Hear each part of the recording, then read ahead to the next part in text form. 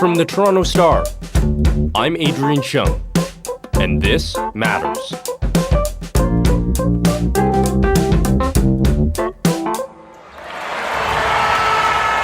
Live events, concerts, sports, musicals are back.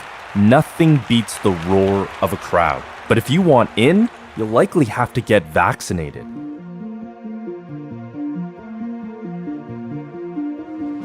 All of Toronto's sports teams will require either proof of vaccination or a negative test to watch them play. Same rules go for TIFF and Mirvish productions this fall. A vaccine mandate for everyone doesn't exist yet from the federal or Ontario government. So some of the biggest names in live entertainment are going it alone. Businesses are setting their own rules, and you're either in or you're out. In our last episode, we looked into the legality of vaccine mandates for employees returning to work. You can find that on our This Matters feed. This time, we're looking at vaccine mandates for customers set by businesses, whether these new rules are on firm legal ground, and what it means for small business owners thinking of doing the same. We're joined by my colleague Josh Rubin, business reporter for the Toronto Star, who spoke to legal and medical experts on the mandates. Josh, great to talk to you. Thanks for your time. Well, thanks for having me on, Adrian. Appreciate it. The debate over vaccine mandates has really extended into nearly every space that we exist in, right? Schools, businesses, government, and as we record this, the federal and Ontario governments, they have not yet set a sweeping mandate for everyone. So it's striking that especially businesses in live events, have said, we're not waiting. Here are our rules. So maybe you can give us a bit of an overview. What businesses are we talking about here, and what do their mandates look like for customers? Well, we've seen TIFF, the Toronto International Film Festival, bring in a vaccine mandate for patrons. Now, obviously, that's not going to be for a couple of weeks. And also the Blue Jays announced it for their final homestand of the season, which starts September 13th. Tonight, as the Blue Jays return home, we thank you, the fans, for your tremendous support from your homes. And basically, you need to be double vaxxed. You need to have proof of double vaccination, or you need to have a negative test, within 72 hours. This kind of follows on the heels of Maple Leaf Sports and Entertainment, which, other than the Blue Jays, owns every other major league sports team in town. So, we're talking Raptors, Leafs, Argos. These are things where people gather en masse, to see things. And part of it, is, let's be honest, they're doing this not just out of the goodness of their hearts or some, academic principle of, we think it's the morally right thing to do to get people vaccinated. They're doing this so they can pack more people into the stands, right? There's a very solid bottom line reason to do this, whether it's, if they figure they can kind of fill the place, if governments would be more likely to allow them to fill the place if everybody's double vaxxed or has a negative test, or whether it's just market demand too, because people follow the news. I'd like to think they followed exclusively through the Star, but they follow the news generally, and they know that there's still risk out there. And so people might be hesitant to kind of go into a place which is packed, but more likely to kind of come in and spend money if they know that everybody's relatively safe. So the risks are lower than they would otherwise be.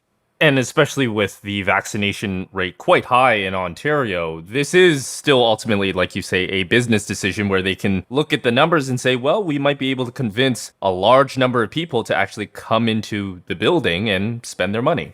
Well, especially with the Blue Jays, I think, my girlfriend's uncle offered me some baseball tickets a few weeks ago. And, part of me was like, okay, is this okay? Because, I think, we're all getting used to doing normal things again, slowly but surely, so I kind of texted a couple of infectious disease people that I've dealt with throughout the pandemic, some stories. And I said, is this okay? And they said, did it with my kids last night. As long as the roof's open, I have zero qualms about it, because they were socially distanced in some sections. So it's like, okay, you know what? I'm good with this. And of course, then there's all the, secondary things like all the concession revenue, right? So it's not just tickets, it's, all the concessions, which that's a good little bit of business for a lot of teams.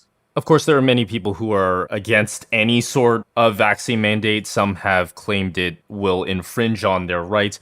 You interviewed a legal expert on this very question. Do businesses have a legal right to make this kind of order for their consumer base? What did they tell you?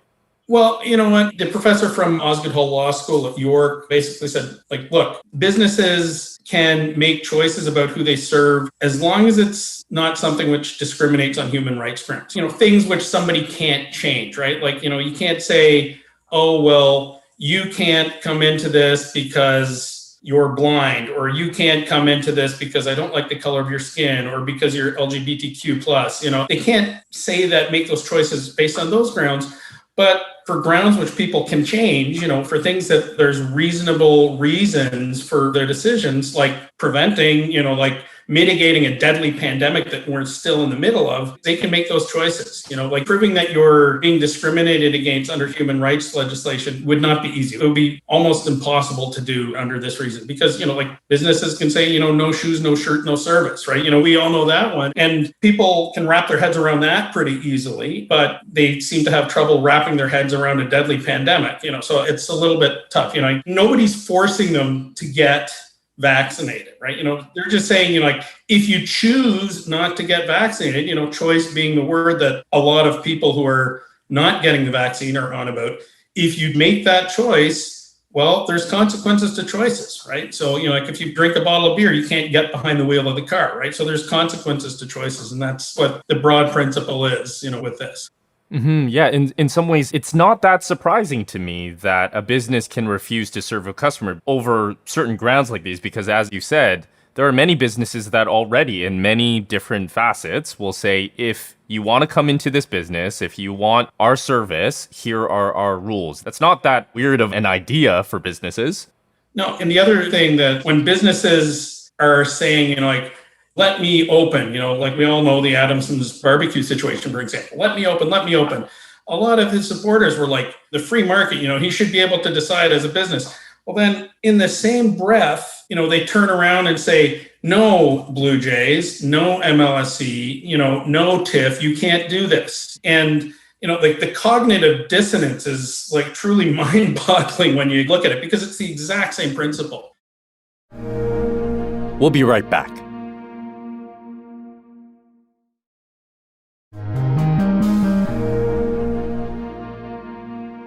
Have you ever covered a push for or against rules in business reporting like this? I know that we're in, sort of uncharted waters in many ways throughout this whole pandemic, but do you ever recall covering something like this about how the rules are changing and that there is this much tension between maybe the consumer and the business over this?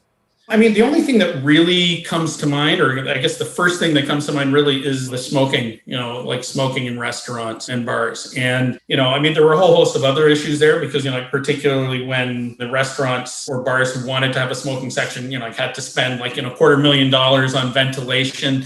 So there were a whole host of other reasons why some of the businesses might have been cranky about it, but that's the only thing that comes to mind. And, people were quite outspoken and, it's like, oh, you're curtailing my freedoms. You're telling me I can't go eat where I want to eat. Well, yeah, but one of the parallels there is like, well, yeah, but this is a public health good. I don't remember any court challenges, being successful then about smoking bans in restaurants. And again, that idea of businesses or governments, like being able to take steps to mitigate harm, is a reasonable thing, as long as there's like a reasonable grounds for something, that's what it boils down to. Like you can cite whatever chapter and verse of whatever law you want or whatever, legal code you want. But like what it comes down to is this a reasonable thing? Is there a reasonable grounds for this? And most of the times there are, and I think with what we're going through right now, an absolutely unprecedented, deadly global pandemic, kind of keeping your customers safe and keeping the community safer is an eminently reasonable thing to do.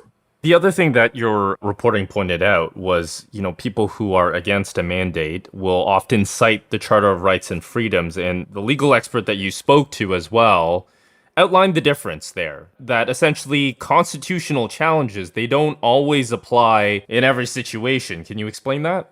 Yeah, basically, like the Charter of Rights and Freedoms, the constitutional stuff, they exist to mitigate government action, right? Like if the government forced people and said, you must get the vaccine, and, we're basically forcing people to get the vaccine, then theoretically, somebody could complain about their charter rights, like integrity of the person. And that's one thing. Again, there would be reasonable reasons for doing that. So, I don't see a challenge even on charter grounds succeeding.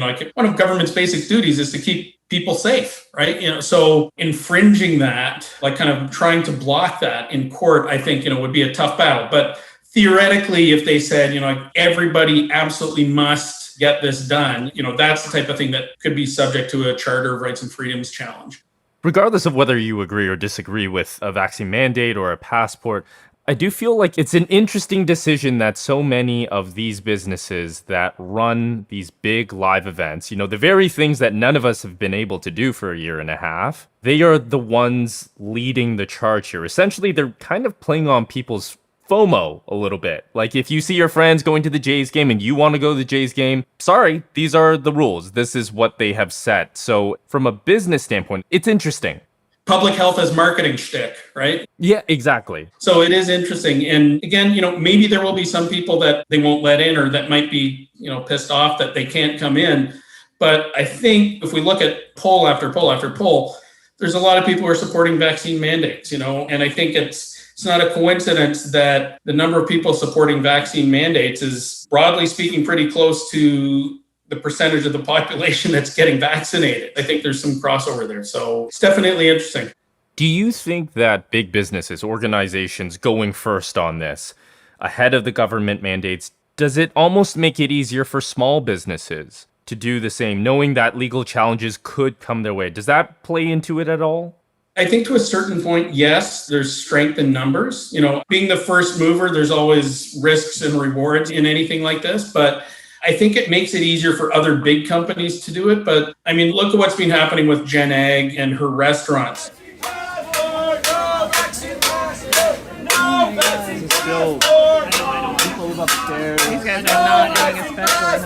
So I think it's easier for protesters to target smaller independent businesses. I don't see people marching up and down holding placards around the Rogers Center. I don't see that. Now, maybe they will, for the next homestand, but, I think people are more likely to pick on what they perceive as organizations that are maybe, I don't want to say vulnerable, but have fewer resources to fight back and, get them out of their hair.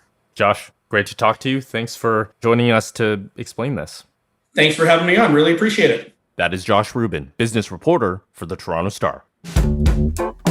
That's it for today. Thanks so much for listening. I'm your host, Adrian Chung. Our This Matters team is me, Adrian Chung, Brian Bradley, JP Fozo, Matt Hearn, Morgan Bachnick, Raju Mudar, Saba Aitazaz, and Sean Pattinen. Our music is by So Called, Mike DeAngelis, and Sean Pattinen. We want to hear what stories matter to you.